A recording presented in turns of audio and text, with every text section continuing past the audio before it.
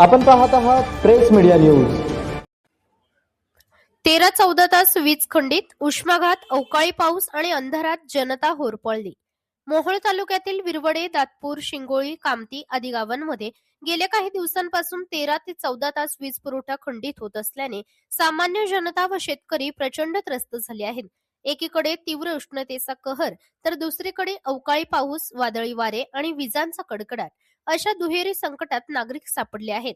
घरात बसले तर विजेअभावी प्रचंड उकाडा जाणवत असून जणू वीटभट्टीत बसल्यासारखी परिस्थिती निर्माण होत आहे. विशेषतः गरोदर महिला, लहान मुले आणि वृद्ध व्यक्तींना याचा मोठा त्रास सहन करावा लागत आहे. दुसरीकडे बाहेर बसणेही धोकादायक ठरत आहे, कारण वादळी वारे, पाऊस आणि विजांचा कडकडाट यामुळे जीवितास धोका निर्माण झालाय.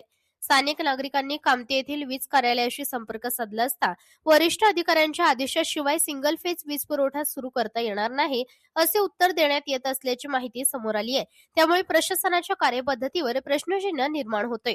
उष्माघात व प्रतिकूल परिस्थितीमुळे एका व्यक्तीचा मृत्यू झाल्याची माहिती समोर आली आहे. या घटनेचा संबंध दीर्घकाळ वीज खंडित राहिल्याशी असल्याची चर्चा स्थानिक पातळीवर सुरू असून अधिकृत तपासानंतरच नेमके कारण स्पष्ट होणार आहे.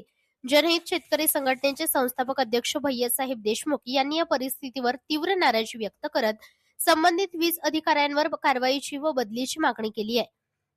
भैयासाहेब देशमुख यांनी स्पष्ट इशारा दिला आहे की ग्रामीण भागातील वीज पुरवठा तात्काळ सुरळीत करावा, किमान सिंगल फेज लाईट सुरू करावी, अन्यथा संबंधित अधिकाऱ्यांविरोधात तीव्र आंदोलन छेडण्यात येईल.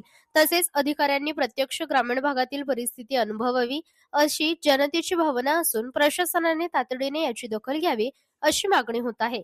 तात्काळ वीज पुरवठा सुरळीत करा, ग्रामीण भागात सिंगल फेज लाईट सुरू करा, आपत्कालीन परिस्थितीत त्वरित निर्णय घ्या.